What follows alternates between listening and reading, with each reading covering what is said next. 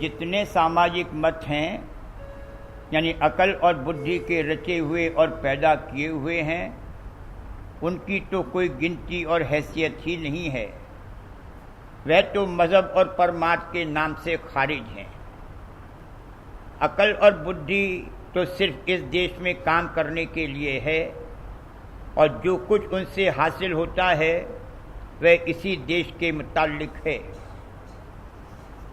अंतःकरण के घाट के परे उस बुद्धि की गति और गम नहीं है। उससे अंतर का भेद और कैफियत नहीं मालूम हो सकती। उस बुद्धि का केवल ये उपयोग हो सकता है कि किसी चीज़ की माकूलियत या नामाकूलियत की जांच कर सके। कोई ये कहता है कि ऐसा ऐसा करोगे तो ऐसा ऐसा नतीजा और फल मिलेगा। यह बात मुमकिन और माकूल मालूम होती है या नहीं, इसका निर्णय और जांच बुद्धि द्वारा हो सकता है, मगर सिर्फ इतने ही से वो चीज़ या नतीजा और फल तो नहीं मिल जाता।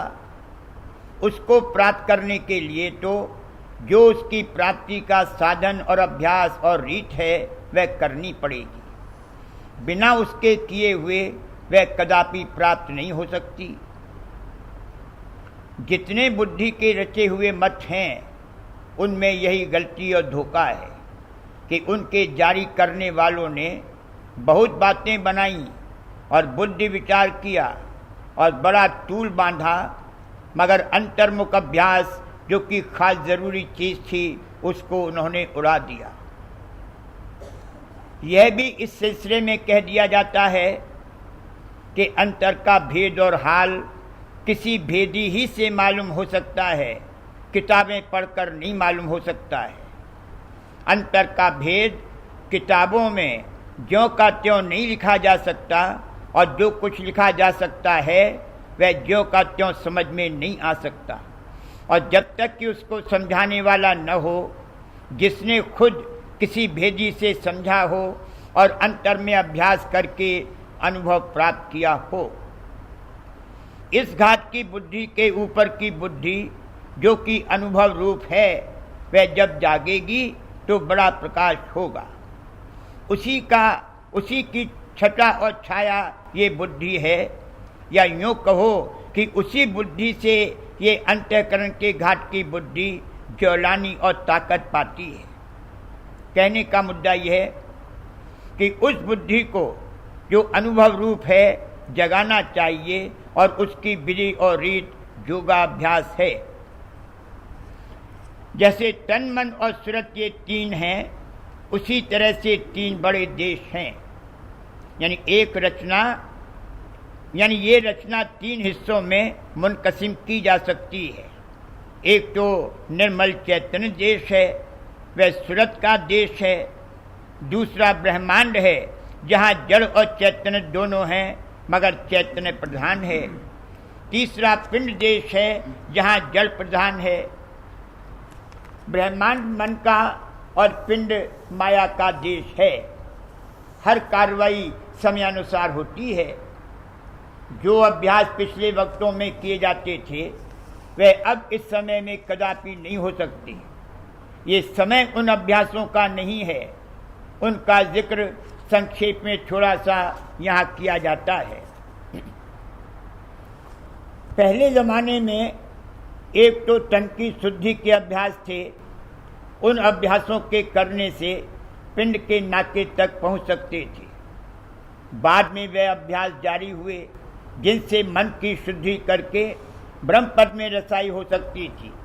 इसके आगे का भेद न तो किसी को मालूम था, और न आज तक संतों के आने से पेशतर कोई इसके परे गया। संतों ने ये भेद दिया कि इसके परे सूरत का देश निर्मल चैतन्य देश है, और वहाँ पहुँचने के लिए उन्होंने सूरत शब्द योग का उपदेश किया। शब्द की धार के सहारे सूरत उतर कर आई है, और उसी को पकड़कर वह अपने देश में लौट सकती है।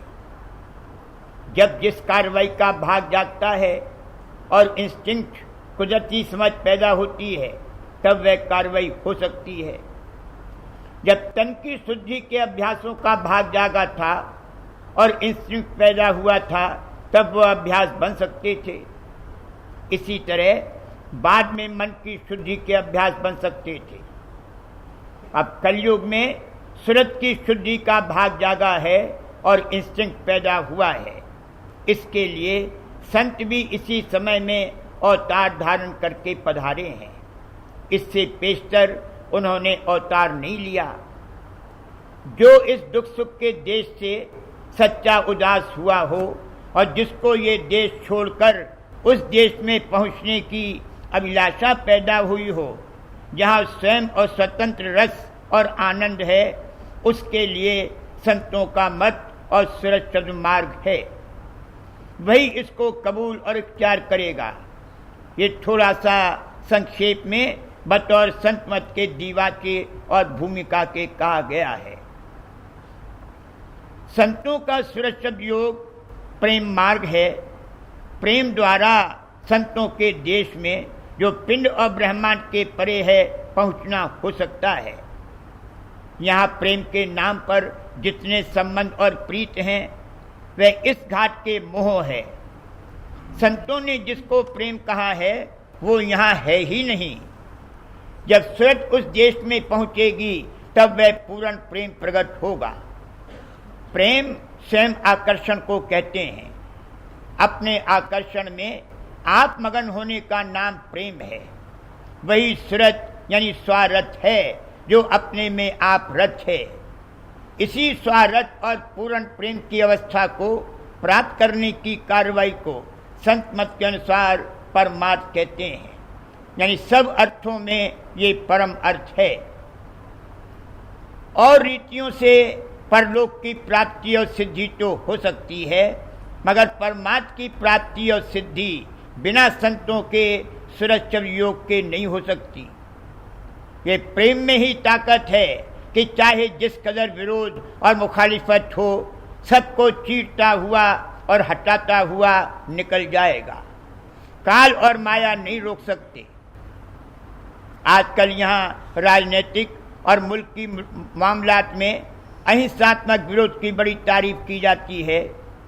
यहाँ के लिए किसी दर्जे में ठीक है, लेकिन क्या काल के सामने अहिंसात्मक होने से वह सूरत को काल देश को छोड़कर अपने निज देश में जाने देगा? केवल प्रेम ऐसी चीज है जिसके आगे काल और कर्म कुछ नहीं कर सकते। सूरत सबको छेदती हुई और बिनती हुई निकल जाएगी। उसकी एक जरा सी छटा इस घाट पर कुव्वते इरादत यानी संकल्प शक्ति के रूप में आती है। जिसको किसी चीज की बड़ी प्रबल चाह है और उसको प्राप्त करने के लिए उसने संकल्प शक्ति को जगाकर बहुत पुष्ट कर लिया है, तो वह उस चीज को हासिल कर सकता है। उसको कोई रोक नहीं सकता। सारी दुनिया उसको सिर झुकाएगी और जो वह कहे वही करेगी। अपनी संकल्प शक्ति के बल से न सिर्फ वह चीज उसको प्राप्त होगी, बल्कि वह संकल्प शक्ति ऐसा बानक बनावेगी और हालतें पैदा करेगी कि जिसमें मुखालिफत खुद ब खुद हट जावे और वह चीज उसको मिले। इस तरह की मिसालें तवारीख में बहुत मिल सकती हैं और रोजमर्रा देखने में भी आती हैं, मगर ये संकल्प शक्ति मानसी बल की है। परमात्मा में इसकी कुछ महिमा नहीं है, बल्कि हानिकारक है। इसका जिक्र सिर्फ इस बात को कहने के लिए किया गया है कि अगर परमात्मा की सच्ची चाह और गहरी पैदा होगो तो आपसे आप बानक बनेगा और जरूर बनेगा। सब रुकावटें और मुश्किलें दूर हो जावेंगी। दूसरी बात यह है कि जो चीज यहाँ हासिल की जाती है वह और उसको हासिल करने वाला दोनों कुछ समय के बाद नहीं रहते, दोनों का विनाश हो जाता है। बरक्स इसके सूरत खुद अविनाशी है और जिस स्वयं व स्वतंत्र सुख रस और आनंद के देश की उसको अभिलाषा है वह भी अविनाशी है। इसलिए सूरत में उस अविनाशी देश की प्राप्ति की चाह और अभिलाषा बसाना चाहिए और उत्पन्न करना चाहिए, और उसकी प्राप्ति के निमित्त कार्रवाई करना सच्चा परमार्थ है। मालिक किसी के साथ जबरदस्ती नहीं करता। अगर जबरदस्ती से मतलब निकल सकता होता तो मालिक को, जो सर्वशक्तिमान है, क्या मुश्किल थी वहीं जहां से वह उतर कर आई सूरत के गिलाफ और आवरण उतार देता, और उसको नीचे यहाँ दुख सुख की रचना में भेजने की जरूरत नहीं होती। जबरदस्ती से मतलब बराबर नहीं होता। जबरदस्ती करने से या तो तोड़ फोड़ हो जाएगा या गफलत आ जाएगी और ऊंचे देश के सुख का एहसास नहीं रहेगा। जबरदस्ती करने से उस वक्त के लिए उस काम को करने से रुक जाएगा, मगर जिस चीज की इच्छा मन में मौजूद है वह दबी रहेगी। ये मालिक को मंजूर नहीं है। जितनी इच्छाएं और उनके गिलाफ हैं उन सबको अपनी अपनी जगह गिराकर और झाड़कर सूरत न्यारी और छड़ी होकर आवे, ये मालिक को मंजूर है। रचना करने का और सूरत को नीचे भेजने का यही मकसद और मतलब है कि मन व माया के सब गिलाफ अपनी अपनी सतह पर छूट जावे और सूरत उन सब से निपट कर बरामद हो। जब तक उन गिलाफों के देश में सूरत उतर कर न आवे और उनमें न बरते, तब तक वह गिलाफ दूर नहीं हो सकती। इसलिए सूरत को नीचे भेजना और उसके हक में ऐन जरूरी और फायदेमंद था।